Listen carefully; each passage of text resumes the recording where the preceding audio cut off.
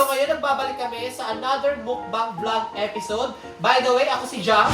Ako si Ray.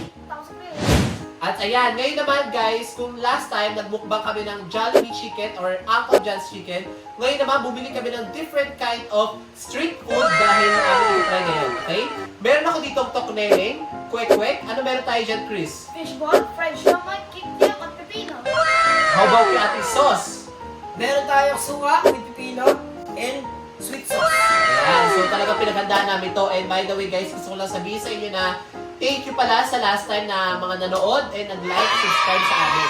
So ayun, ngayon guys, nag-prepare ako ng different kind of street foods with a twist. Okay, anong twist yun? Ay, ang gawin namin is, naghanda ako ng mga questions para sa aking mga kapatid na parang nag-uusap lang kami. Parang nagtatanong ako, sasagutin nila, okay? So yan, let's start. Okay, go. Ano muna natin kakainin guys? Kwek-kwek. Kwek-kwek, okay. Try natin yung kwek-kwek ha. Okay. Ayan. So, try natin itong sweet sauce. Sarap. Ayan. Yan, sarap ba? Sarap na ako. Lagi naman Okay. ako sabi. Hawakan nyo na. Cheers na tayo. Okay. Kumala natin dyan. Alright. Ayan. So, cheers! Kain guys!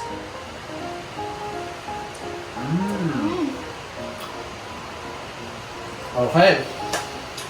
Harap, isa. Okay, now, proceed na tayo sa aking mga hinandang questions. Start tayo sa unang question. Ayan. Okay. Ngayon kasi, ngayong ano na tayo di ba? Ngayong malapit na yung pasukan, di ba? Naisip ko na magtanong sa kanila about sa pasukan, okay?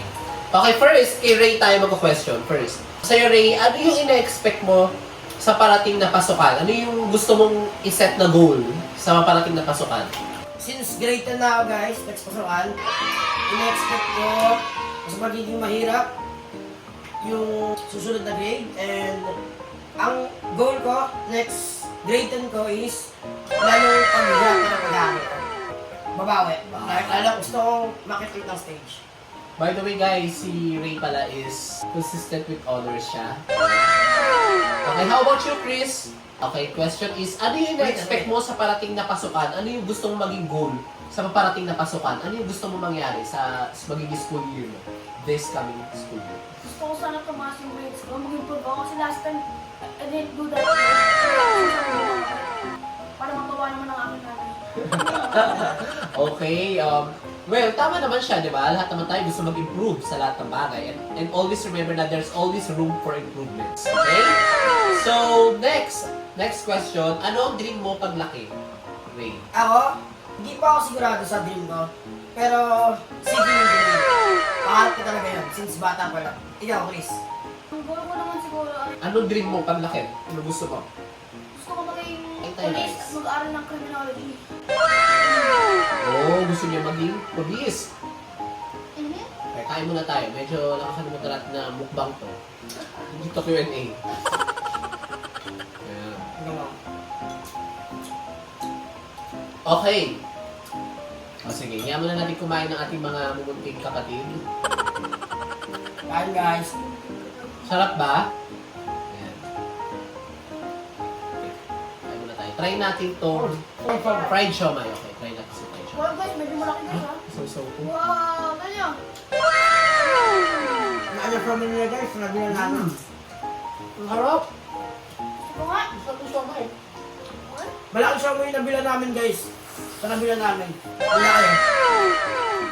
Okay, next question. Okay. Ano sports mo? Chess. Chess po yung sports ko. Share ka naman about sa chess. Basta experience na pag-chess. Last year, lumaban po ako ng Malpisa. Para sa winter school laban. Nakawa po ako ng 2 silver. Dalawang Okay. silver po. Ano ba siya? Nakikita mo ba siya in the future? Na ipapursue mo siya? Pinag-iisipan ko po kung itutuloy ko yung chess ko sa pagtanda ko or yung pangarap ko maging talaga. Oh, okay. Very, siya, explorative. Okay, next. Ikaw naman, Mr. Chris. Ano yung sports mo? Basketball po. Oh. Kamusta pagbabasketball? Okay naman kasi nagkakaroon ako ng home training sa aking mga kuya. Tsaka I've heard, di ba, parang nag-try out ka last time? Yes. Oh. Shoutout mo naman sila, yung mga coach mo, yung mga ano mo, Mga team mo. classmates Yung mga mo. ka-teammate ko, si Ivan, JC, MVP namin. Ano, salamat pala. Pinari mo kami. Okay. Sige, kain na kain. Okay, next question. May crush ka na ba? Ngayon, wala. Wala akong crush. Okay, Chris? May crush ka na ba? Yes po. Meron ako. Malaki na siya. Enjoy na siya.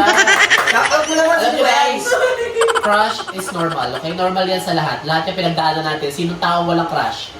Crush lang naman po ah. Ayun. Shoutout mo. Oh, wag na. Okay, the next question is, anong mas prefer mo, blue or red? In general to like sa damit, sa ano, ganun. Pares naman maganda, pero mas prefer ko siguro red. Kasi maganda siya ay maulay sobra. Oh, red. sa Pansinin. Next question, Chris? Yung mas prefer kong color sa damit, sa ano? Basta kahit ano. Blue or red? Blue or red. Yun lang ang choices natin. Mas gusto ko red eh. Bakit? Kasi parang nag-stand out siya sa ibang kulay. Okay, okay. Next. Lang guys ha. Wait lang guys, nakakalimutan namin yung pagkain. Invested sila sa tanong ko. Nice. Okay na. Ano ang mas prefer nyo? Dagat or pool? Yes, ikaw muna. Ikaw naman muna. Dagat or pool? Yes. Kung gusto ko malaki swim, dagat. Kasi kung gusto ko chill lang, relax lang, pool. Nice. Gusto ko yung chill lang, like, good vibes lang sa pool. How about you, Ray? Dagat o pool, dagat. Kasi mas maganda yung view. Malawak. And yung hangin talagang nararamdaman mo. Okay, tama naman. Okay, next. Anong mas gusto nyong, like, pet or alagaan? Aso or pusa? Aso, pusa. Siguro aso. Aso mas gusto ko. Kasi, Pwede sa pusa gaano eh. pero di ibig sabihin nun guys na ayaw niya sa pusa ah. Mas prefer ko talagang alagaan aso. Aso or pusa? Chris? Me personally, aso. Kasi aso, mas madalitin, mas masubait. Hindi ko pusa. Kahit papakain mo na, titay mo na, kagad mas kakabutin ka pa rin. Hindi parang aso, mas-pet. Kung pinili mo na, mas-pet na sa'yo. Mabait siya sa'yo. Guys, opinion niya yun ah, and siguro based din sa experience niya yun, okay? So, sa mga cat lover dyan, huwag kayo masyado ma-offend, okay? Bago tayo mag-proceed sa next question, guys, sino muna tayo? Hindi ko naman nauuhaw na kayo. Pineapple juice ah. Wait. Sa kuko ah.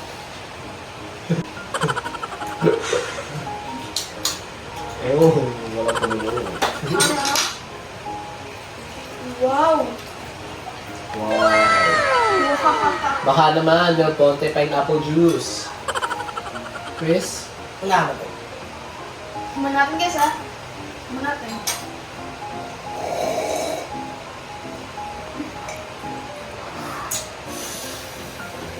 Cheers!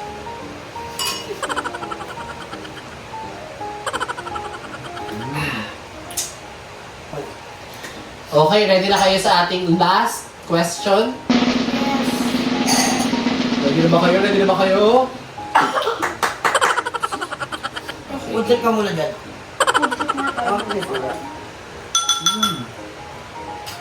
Doble.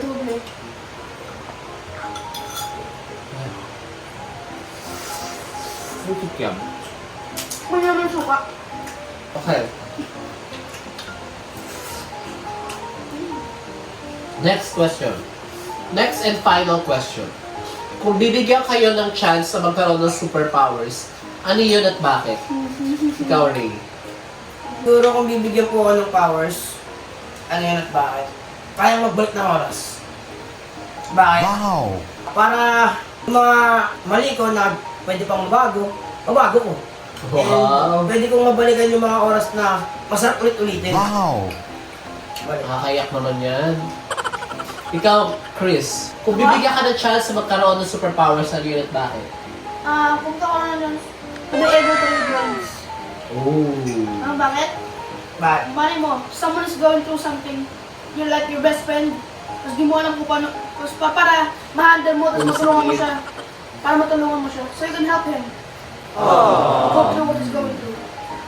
Hey guys, that's nice ha. Very thoughtful yan sa kanya kasi sa mga di masyado nakarinig or naka-intindi dahil masyado siya mabilis magsalita, ang gusto daw niya is to be able to read minds. Kasi baka daw meron siyang friend na may pinagdadaanan. Eh, minsan kasi di ba sa tao, hindi nila pinapahalata na may pinagdadaanan sila.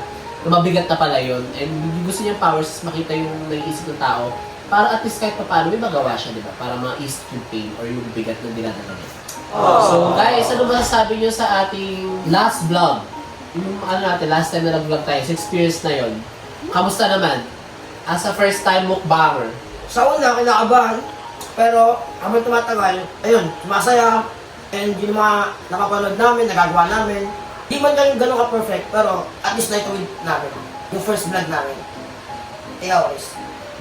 Medyo kinakabahan ako nun kasi baka magkaroon agad kami ng hate. Kasi di ako sarili namin sa Uncle John's.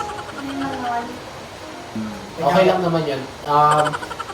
Yung mga nasabi nila, tama naman. And ano to guys for context, this is just for fun.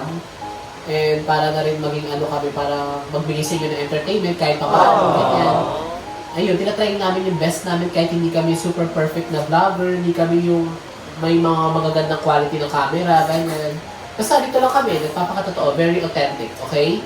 So, sana na magustuhan nyo kami and mas marami pa tayong samahan na food vlog or kahit ano pang klase ng vlog. And ayun, thank you in advance kasi thank you agad sa mga susuporta sa amin and sa mga sumuporta na sa amin.